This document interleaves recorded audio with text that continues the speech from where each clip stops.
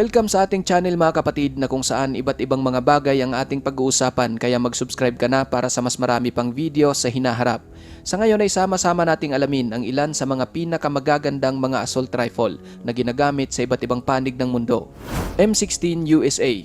Ang M16 na tinatawag din bilang AR-15 ay dinisenyo ng Armalite Incorporated noong huling bahagi ng 1950s. Ginawa ito upang matugunan ang pangangailangan ng mga sundalo ng Amerika na magkaroon ng isang bagong assault rifle na chambered para sa bagong intermediate cartridge na sa kalaunan ay naging kanilang standard issue infantry weapon.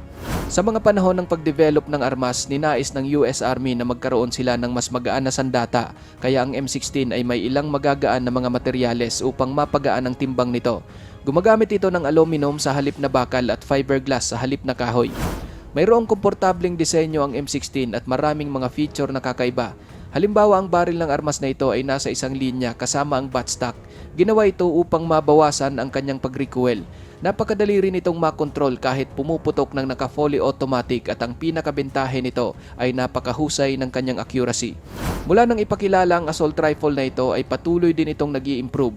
Binubuo ito ng daan-daang mga variant at ginagamit ng higit 70 mga bansa sa mundo.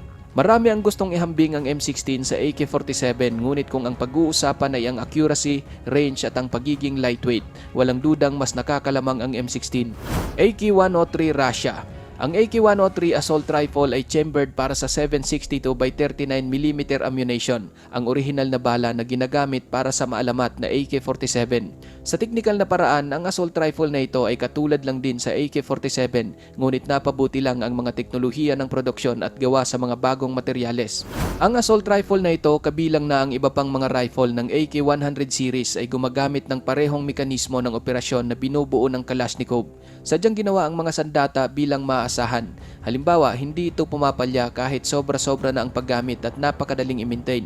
At bagamat hindi ito masyadong accurate, ngunit hindi ka nito bibitinin kahit sa anumang pinakamahirap na kondisyon. Isa sa mga bentahe ng AK-103 ay ang pagiging simple ng disenyo. Gawa ito sa mga karaniwang materyales at gumagamit ng madaling magagamit na teknolohiya, kaya hindi na nakakagulat na ang mga assault rifle na ito ay ginagawa sa iba't ibang parte ng mundo. Kung ikukumpara sa M16, simple at talagang maasahan ang armas na ito, gayunpaman mahina ang kanyang range at hindi ganoon ka-accurate. Sa ngayon, ang AK-100 series assault rifle ay ginagamit ng armadong puwersa ng Russia at ine-export sa higit 10 mga bansa, samantala ang ilan namang mga bansa ay lisensyadong gumagawa ng mga armas na ito. Steyr AUG Austria. Ang Steyr AUG ay dinisenyo sa Austria at inadapt ng Austrian Army noong 1977, kung saan unang pagpapakilala pa lang sa assault rifle na ito ay naging tanyag na kagad ito.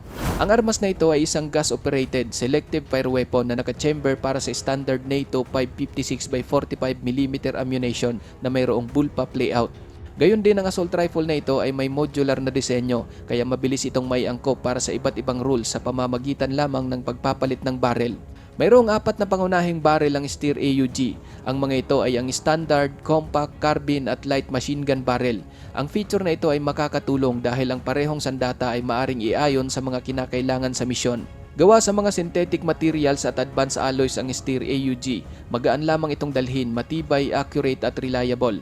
Ang orihinal na modelo nito ay may integral na 1.5 times magnification sight na nakadesenyo para sa 300 meters na range at backup iron sights para sa emergency use. Samantala, ang mga bagong modelo ay mayroon ng Picatinny type rail na maaring lagyan ng anumang sight. Ang assault rifle na ito ay mayroong carbine barrel na maaring maglunsad ng rifle grenade at ang modified naman ay compatible sa US M203 40mm underbarrel grenade launcher.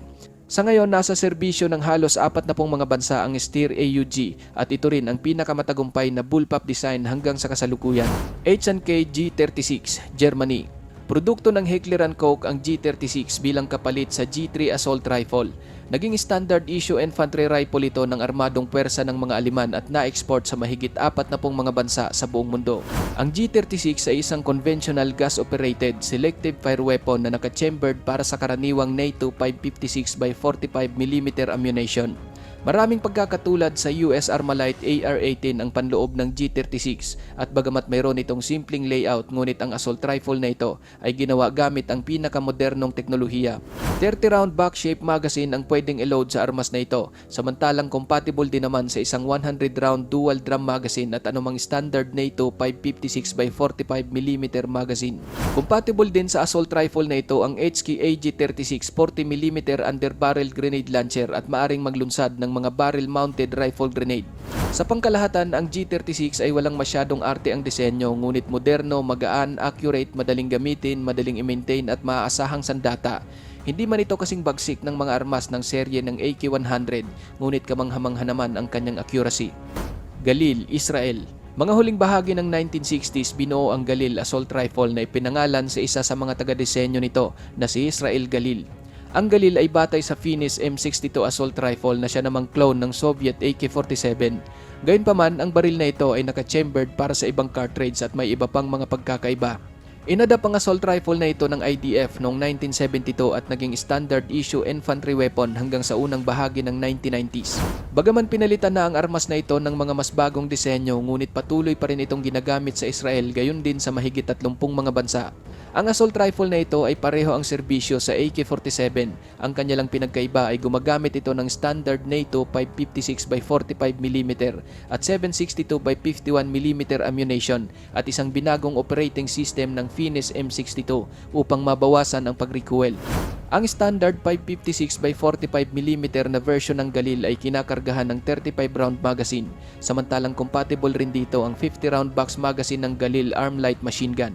At ang 762x51mm naman na version ay gumagamit ng 25-round magazine. Tavor TAR-21, Israel. Tulad ng sa Galil, ang Tavor TAR-21 assault rifle ay gawa rin ng Israel. Nabuo ito noong unang bahagi ng 1990s at inadapt ng IDF noong 2006 bilang standard issue infantry rifle. Isang gas-operated selective fire weapon ang armas na ito na mayroong bullpup layout. Mayroon din itong modular na disenyo na madaling mapapalitan ng barrel, kaya madali itong may angkop para sa iba't ibang rule sa pamamagitan lamang ng pagpapalit ng barrel. Chambered ang armas para sa standard NATO 556x45mm ammunition. Ang kanya namang NATO M16 type magazine ay naglalaman ng 30 round. Ilan sa kagandahan ng armas ay ang pagkakaroon nito ng maraming mahahalagang feature. Halimbawa, ang standard Picatinny type rail nito ay compatible para sa iba't ibang mga scope o night vision. Gayon din sa USM-203 40mm underbarrel grenade launcher. May mga report na ang assault rifle na ito ay mas accurate at reliable kung ikukumpara sa M4 carbine. Gayunpaman, dahil sa mas maikli nitong barrel, mas accurate pa rin dito ang M16. Heckler & Koch HK416, Germany. Noong mga 1990, binuo ng Heckler & Koch ng Germany ang HK416 assault rifle para sa Delta Force ng US Army. Nang maglaon, inadapt ito ng armadong pwersa ng Alemanya bilang standard issue infantry rifle. Kung titignan ng hitsura ng HK416, kahawig ito ng M4, kaya naman madali itong napamilyar ng mga sundalong nagsasanay gumamit. Dahil sa gumagamit ang armas ng bagong operating system na mula sa Heckler & Koch G36, nababawasan ang mga posibilidad ng pagmalfunction nito at pinapahaba ang buhay ng mga piyesa. Binubuo ng 4 na modelo na may iba't ibang haba ng barrel ang HK416. Ang mga ito ay ang full-size assault rifle, compact assault rifle, carbine at subcompact assault rifle. May Picatinny type rail din ang armas na ito na maaring lagyan ng iba't ibang scoop. Bukod dito, mayroon pa itong accessory rail sa 4 na gilid ng forearm na karamihan sa kasalukuyang mga accessories para sa M4 at M16 ay maaring gamitin dito, kabilang ang 40mm underbarrel grenade launcher. Sa kasalukuyan, ang HK416 assault rifle ay ginagamit ng higit sa 25 na mga bansa, kalimitan ng mga special forces at mga ahensyang nagpapatupad ng batas. SIG SG550 Switzerland.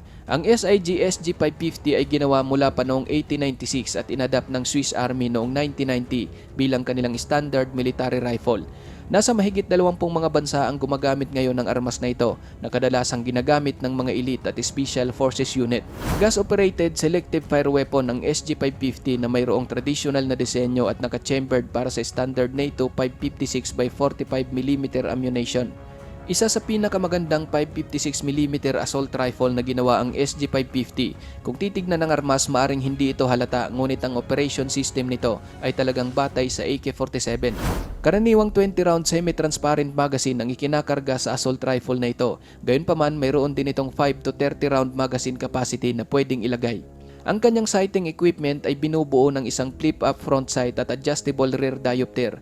Mayroon itong sighting range na 400 meters at bawat rifle ay maaring lagyan ng detachable scope. Ang SG-550 ay kadalasang gumagamit ng 4 times magnification scope, ngunit ang kasalukuyang modelo ng produksyon na may Picatinny type rail ay maaari nang lagyan ng iba't ibang scope at night vision. Napatunayan na accurate, madaling i-control at maaasahan ng SG-550 lalo na sa mga long-range target. Pinagsama-sama ng sandatang ito ang accuracy ng M16 at pagiging reliable ng AK-47. Bagaman sinasabing marksman rifle ang SG-550, mayroon namang carbine version nito na para sa close quarter combat. FN SCAR, Belgium. Ang assault rifle naman na ito ay binuo ng tanyag na Belgian Fabric National para sa US Special Operation Command. Idinisenyo ito na hindi batay sa anumang mga nakaraang disenyo. Isang gas-operated selective fire weapon ng FN SCAR na mayroong dalawang baseline na modelo.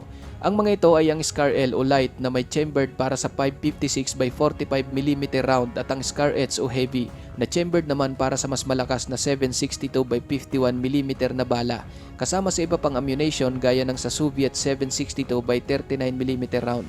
Ang assault rifle na ito ay mayroon ding tatlong quick detachable barrel na version kagaya ng standard, close quarter combat at long barrel. Ang SCAR L na version ay maaaring gumamit ng standard M16 type magazine, samantalang ang SCAR H ay pwede namang kargahan ng standard AK-47 or AKM magazine na mayroong Soviet 762x39mm ammunition. Sa kasalukuyan, ang FN SCAR ay ginagamit ng mga special forces at piling mga unit ng tagapagpatupad ng batas sa 20 mga bansa. Ikaw kapatid, anong masasabi mo sa mga assault rifle na ito? Para sa iyong opinion, i-comment mo na yan sa ating comment section sa ibaba at kung nagustuhan mo naman ang video ito, paiwan naman ako ng like at pasubscribe na rin sa ating munting channel. Maraming salamat sa panonood, hanggang sa susunod na naman nating upload. Peace out!